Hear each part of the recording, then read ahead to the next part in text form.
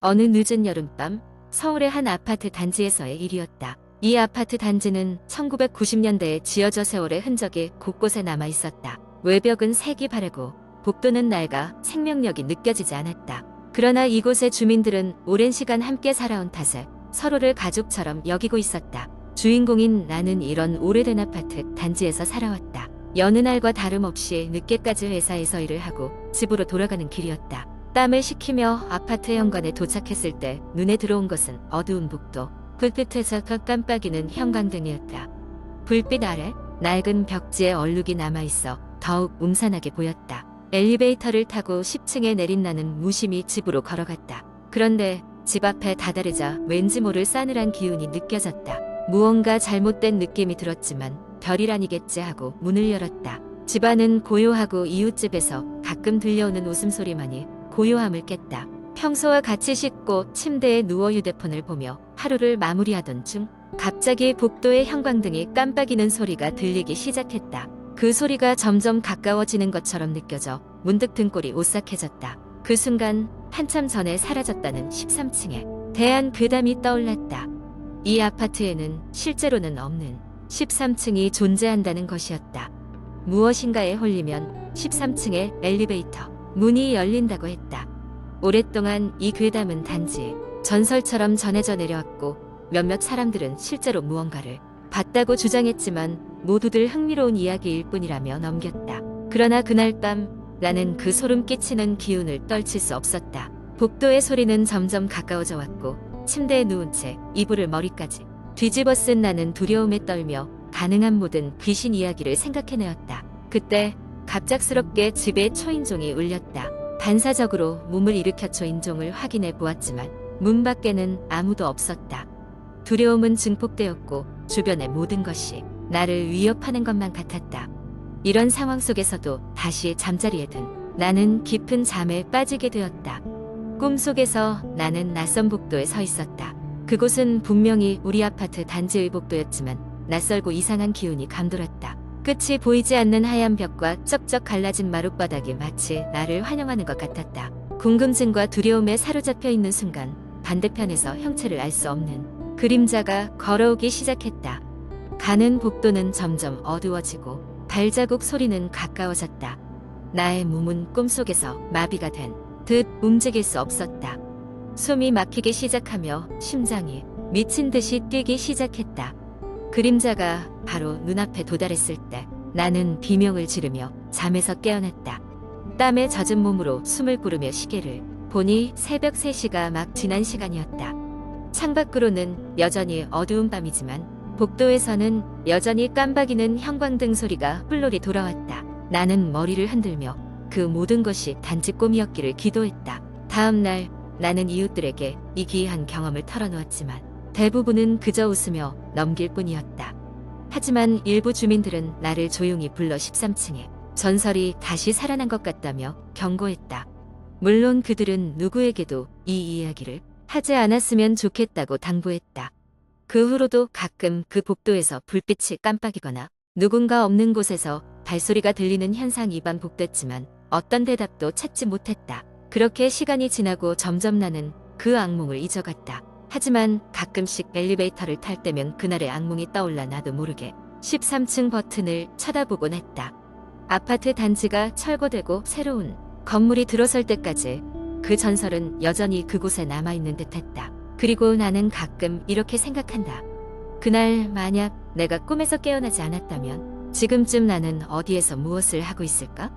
두 번째 이야기. 한국 인터넷 커뮤니티에는 여러 가지 공포 이야기가 많이 돌아다니며 그중 일부는 실제로 있었던 일이라고 주장되기도 합니다. 이제 시작하는 이 이야기는 오랫동안 인터넷을 통해 전해져 내려온 한 가지 오싹한 공포썰이니 불을 끄고 읽어보시길 바랍니다. 몇 년 전 나는 서울 외곽의 작은 마을로 이사를 갔다. 이 마을은 조용하고 한적하며 자연이 아름다워서 도시 생활에 지친 나에게는 안성맞춤이었다. 집은 조금 낡았지만 나는 그런 것에 개의치 않고 새로운 시작에 대한 기대감에 부풀어 있었다. 이삿날은 무척 바빴다. 짐을 풀고 기본적인 정리를 끝냈을 즈음에는 이미 해가 지고 있었다. 무거운 짐을 나르느라 허리가 쑤셨지만 깨끗이 정리된 새 집을 보며 감 개무량한 기분에 젖었다. 그날 밤 침대에 누워 깊은 잠에 빠지려는 순간 이상한 소리가 들렸다. 미세한 속삭임이었는데 처음엔 바람 소리라고 생각했다. 하지만 소리는 점점 뚜렷해졌고 그때 나는 그것이 집안에서 나는 소리라는 것을 깨달았다. 낡은 벽 너머에서 마치 누군가 이야기를 하는 것처럼 들렸다. 혼자 있는 집이니 잘못 들었겠거니 하고 애써 마음을 진정시켰다. 하지만 소리는 사라지지 않고 밤새도록 계속됐다. 그날은 어찌어찌 잠들었지만 그 이후로도 매일 밤 그 소리는 어김없이 들렸다.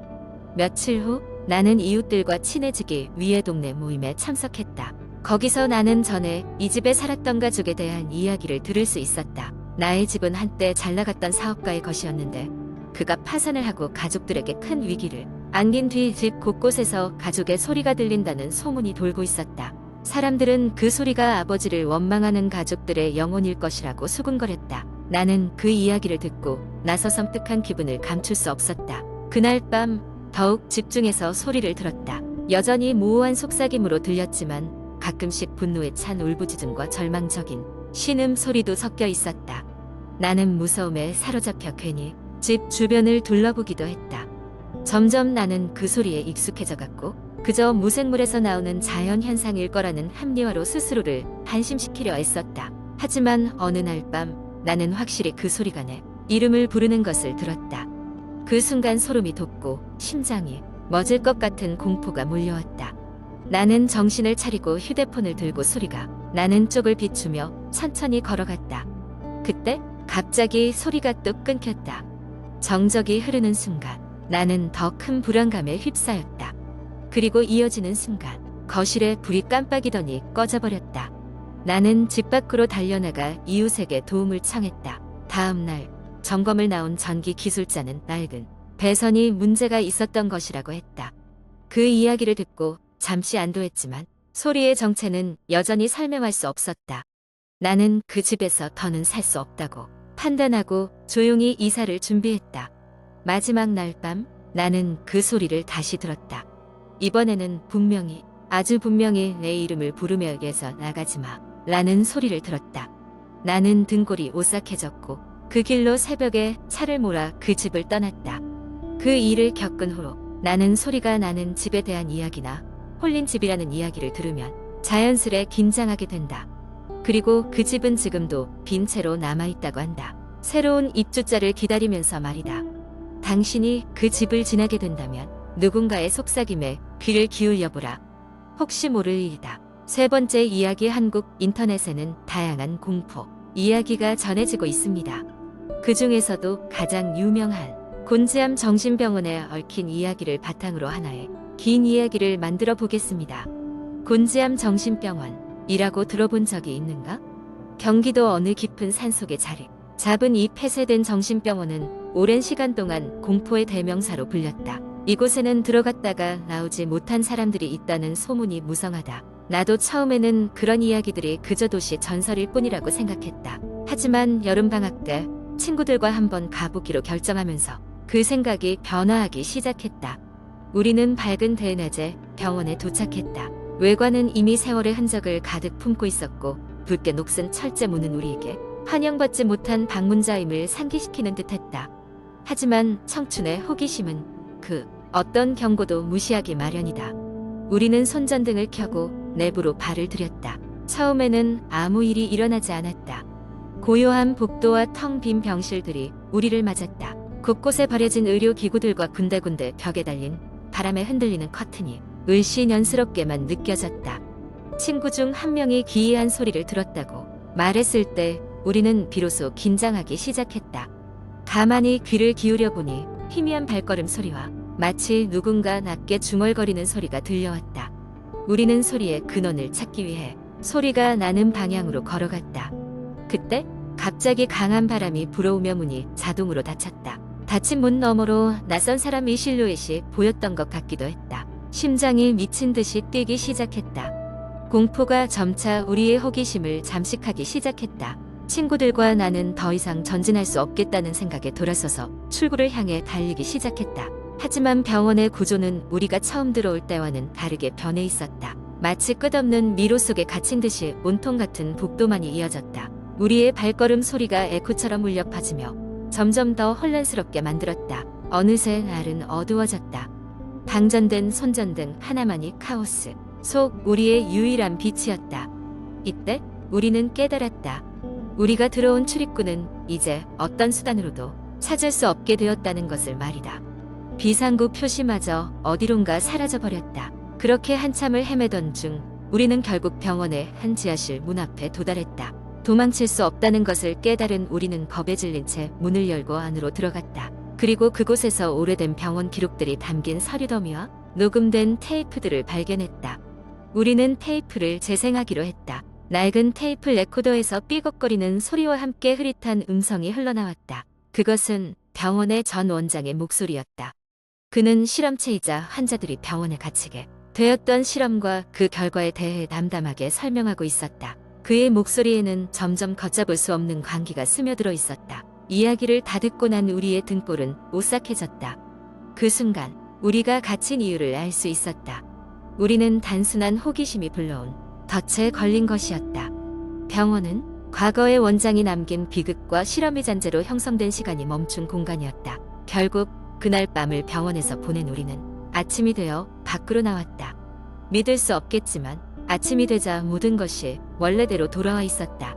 복잡했던 길도 닫혀있던 문도 모두 말이다. 그곳에 있었을 때의 공포는 마치 꿈처럼 치부될 만큼 기이하고도 비현실적인 경험이었다. 하지만 우리는 절대로 다시 그곳의 발걸음을 내딛고 싶지는 않았다. 그날의 경험은 호기심이 때론 엄청난 대가를 치르게 할 수도 있다는 교훈을 우리에게 남겼다. 이 이야기는 정말로 곤지암 정신병원에서 일어난 일이었을까? 아니, 어쩌면 그저 인터넷상의 또 다른 공포썰에 불과할지도 모른다. 하지만 하나 확실한 것은 그 이야기가 당신의 밤을 괴롭힐 새로운 악몽이 될 수 있다는 점이다.